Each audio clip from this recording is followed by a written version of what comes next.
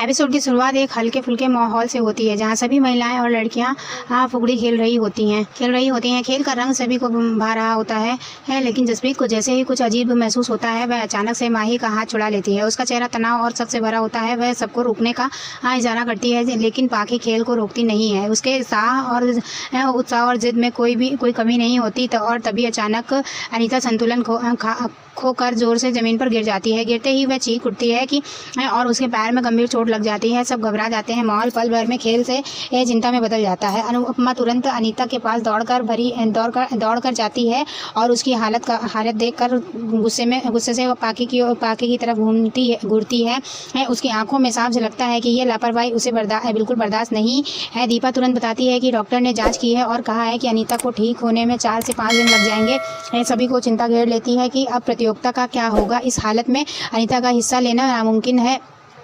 माही और पाखी इस स्थिति को देखकर मन ही मन खुश हो जाती हैं। उनके चेहरे पर हल्की मुस्कान छुपाए नहीं छुपती। तभी जसप्रीत अपना गुस्सा रोक नहीं पाती और माही को सबके सामने टोक देती है कि आखिर उसका इरादा क्या था। अनुपमा चौंक कर पूछती है कि आखिर माही ने ऐसा क्या कर दिया। जसप्रीत सबको बताती है कि माही ने उसे गिराने की कोशिश की थी और अगर उसने समय रहते अपना हाथ ना छुड़ाया होता तो वहीं भी अनीता जैसी ही हालत में होती। यह सुनकर सभी हैरान रह जाते हैं। राही तुरंत आगे आकर माही और पाखी का बचाव करती है और कहती है कि जसप्रीत झूठ बोल रही है। लेकिन जसप्रीत गुस्से में साफ कहती है कि पाखी और माही दोनों ने ही मिलकर साजिश की। उसने खुद को बचा लिया लेकिन अनीता को बचाने का मौका नहीं मिला और पाखी ने जोर से खींचकर उसे गिरा दिया।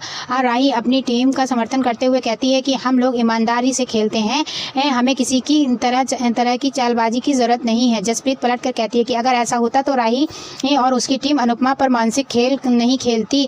उन्होंने उसे बार बार इमोशनली हर्ट किया है ताकि उसकी ताकत टूटे। राही आत्मविश्वास से कहती है कि उनकी बदकिस्मती के लिए वह जिम्मेदार नहीं है। जसप्रीत पलटकर तंज कसती है कि असल में उनकी नीयत ही खराब है। राही अपने आत्मविश्वास के साथ खड़ी होकर कहती है कि उन्हें अपने टैलेंट पर पूरा भरोसा है और जीतने के लिए किसी भी गलत रास्ते की जरूरत नहीं। तभी जसप्रीत गुस्से में एक बड़ा सच सबके सामने ला देती है। वह कहती है कि अगर तुम्हें अपने टैलेंट का इतना भरोसा है तो तुम्हारे ससुर अनुपमा के पास तुम्हारी जीत खरीदने क्यों आए थे। यह सुनकर सब सन्न रह जाते हैं। माहौल और भारी हो जाता है। राही के चेहरे पर स्तब्धता साफ दिखाई देती है। अनुपमा जसप्रीत को रोकने की कोशिश करती है लेकिन जसप्रीत कहती है कि आज सच को सबके सामने आना ही चाहिए। वह साफ बताती है कि राही के ससुर मुंबई आए थे ताकि राही की जीत का सौदा कर सके लेकिन अनुपमा ने इस सौदे को ठुकरा दिया। उसने बार बार यही कहा कि जीत सिर्फ टैलेंट से मिलेगी, पैसों से नहीं। जसप्रीत की बातें राही के दिल को गहरी तक चोट पहुंचाती है। वह सोच में पड़ जाती है कि उसके अपने पिता को भी उस पर भरोसा नहीं था। उसे लगने लगता है कि उसके अपनों ने ही उसे धोखा दिया है। उसका दिल टूट जाता है और वह वहां से रोते हुए चली जाती है। सब हैरान रह जाते हैं। जसप्रीत अनुपमा को देखकर कहती है कि उसे माफ़ कर दे लेकिन सच को बताना ज़रूरी था। उसके मन में अब चिंता है कि अनुपमा की चोट के बाद उसकी टीम प्रतियोगिता कैसे पूरी करेगी। दूसरी तरफ गुस्से और दर्द से भरी राही पराग का सामना करती है। उसकी आंखों में आंसू है लेकिन सवालों का तूफान भी है। वह पराग से पूछती है कि उन्होंने उसके साथ ऐसा क्यों किया। पराग भारी मन से कहता है कि पिता अपनी बेटी के लिए कमज़ोर पड़ जाता है। बेटी पर भरोसा तो कर लेता है लेकिन किस्मत पर नहीं। वह कहता है कि उसे डर था कि कहीं उसकी बेटी हार ना जाए और इसी डर से उन्होंने ये कदम उठाया। राही रोते हुए कहती है कि वह हमेशा अपने पिता के भरोसे पर चलती रही है लेकिन उन्होंने ही उसे आज़ाद नहीं किया। अब सबकी नज़रों में उसकी इज्जत गिर गई है। मोटिबा और ख्याति मौके का फ़ायदा उठाकर पराग पर ताने कसती हैं। वह कहती है कि उसकी वजह से अनुपमा को उन्हें नीचा दिखाने का मौका मिल गया।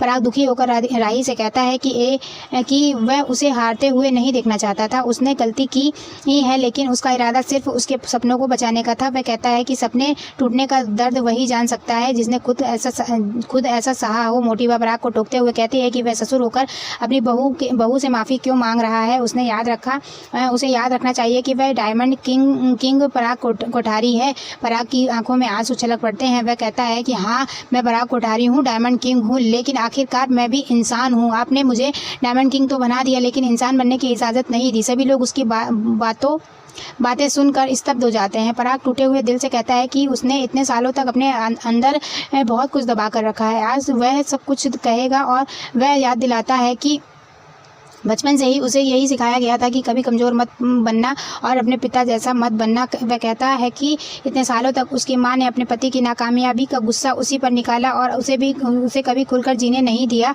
इस तरह एपिसोड में जहां एक तरफ प्रतियोगिता की स्थिति संकट में फंस जाती है, वहीं दूसरी तरफ सही राही और पराग के रिश्ते में विश्वास की गहरी दरार पड़ जाती है। एक और बेटी अपने पिता की नीयत पर सवाल उठा रही है तो दूसरी ओर पिता अपने भीतर के दर्द को पहली बार सबके सामने बयान कर रहा है। दोनों की यह टूटन परिवार और प्रतियोगिता दोनों पर भारी पड़ने वाली है। पराग का दिल उस समय जैसे छलनी हो गया था जब उसने सबके सामने कहना शुरू किया कि उसके सपनों को मार दिया गया। वह भारी मन से कहता है कि उसे बिजनेस थमा दिया गया, नाम और पहचान दे दी गई, उसकी खुशियां छीन ली गई। वह कहता है कि उसे हमेशा यही सिखाया गया है कि काम करो, मेहनत करो और बड़ा बिजनेसमैन बनो। उसी वक्त मोटिबा उठकर जाने लगती है लेकिन पराग उसे रोक देता है और साफ कहता है कि उसने हमेशा एक आज्ञाकारी बेटे की तरफ उसकी हर बात मानी। उसने अपने सपनों को दबा दिया, अपनी फीलिंग्स को किनारे कर दिया और खुद को पूरी तरह से पराग कोठारी डायमंड किंग बना दिया। वह टूटे स्वर में बोलता है कि उसे पता ही नहीं चला कि उसका बचपन कब छिन गया और जवानी कब बीत गई। उसकी आंखों में दर्द साफ झलकता है। वह कहता है कि यही कहानी उसके भाई अनिल की भी है।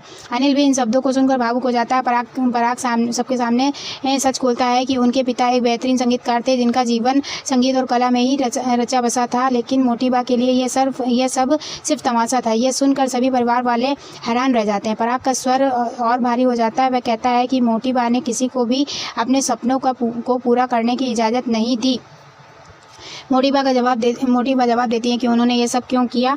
वह पराग को याद होना चाहिए, लेकिन पराग तड़प कर कहता है कि हाँ, उसने सब हमारे अच्छे भविष्य के लिए किया, लेकिन उस आने वाले कल के लिए हमारा आज छीन गया। उसने बचपन खो दिया और बिना बचपन जिए बड़ा हो गया। उसकी आवाज़ में दर्द और गुस्से का मिश्रण साफ झलकता है। वह कहता है कि समाज हमेशा ये सिखाता आया है कि मर्द रोते नहीं, लेकिन वह अपने आंसुओं को दबाता रहा।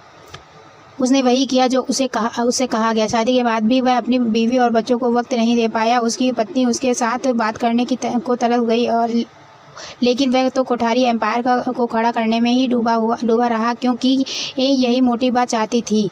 मोटिबा यह सुनकर चौंक जाती है। पराग कहता है कि उसकी बीवी के गुजर जाने के बाद या प्रेम के घर छोड़ जाने के बाद उसे खुद को सिर्फ काम में गुम कर दिया, लेकिन मोटिबा ने कभी उसके दर्द को समझने की कोशिश नहीं की।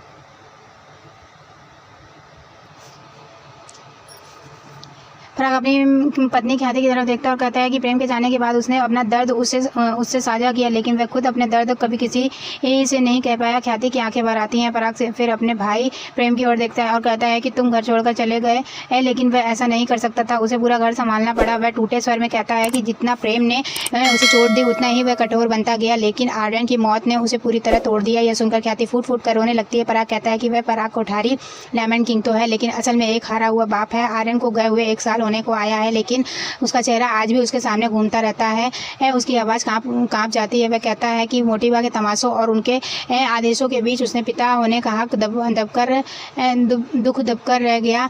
उसकी आंखों में आंसू बहने लगते हैं। अनिल भी अपने आंसू को रोक नहीं पाता और दौड़कर पराग के गले लगा लेता है। पराग कहता है कि वह और अनिल हमेशा उस ममता के लिए तरसते हैं जिसकी ज़रूरत हर बच्चे को होती है। मोटिबा यह सुनकर अवाक रह जाती है। उसके चेहरे पर अफसोस साफ झलकता है। परिवार की बाकी सदस्य भी पराग के दर्द को महसूस करते हैं। सबके दिल में उसके लिए दया और सम्मान बढ़ जाता है। घर का माहौल भारी हो जाता है। इसी बीच दूसरी तरफ अनुपमा अपने कमरे में बैठकर गणपति बप्पा की मूर्ति बनाने में लगी होती है। उसकी आंखों में श्रद्धा के साथ साथ चिंता भी होती है। जसप्रीत की कही हुई बातें उसे बार बार याद आती हैं। उसे चिंता सताती है कि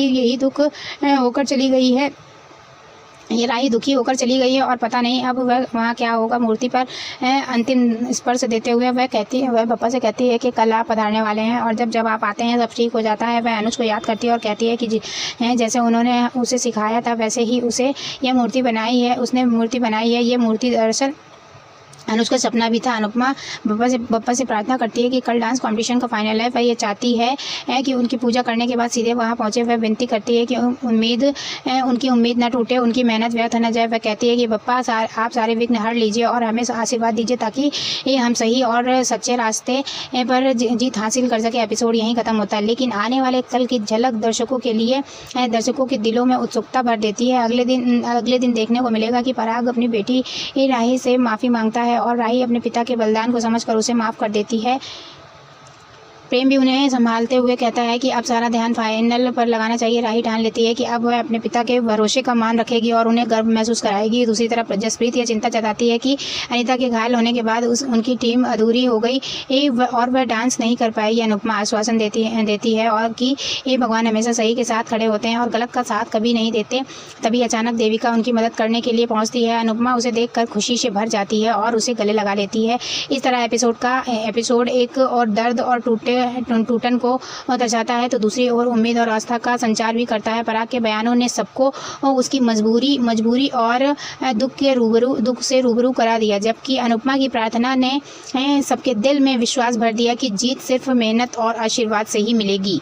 धन्यवाद।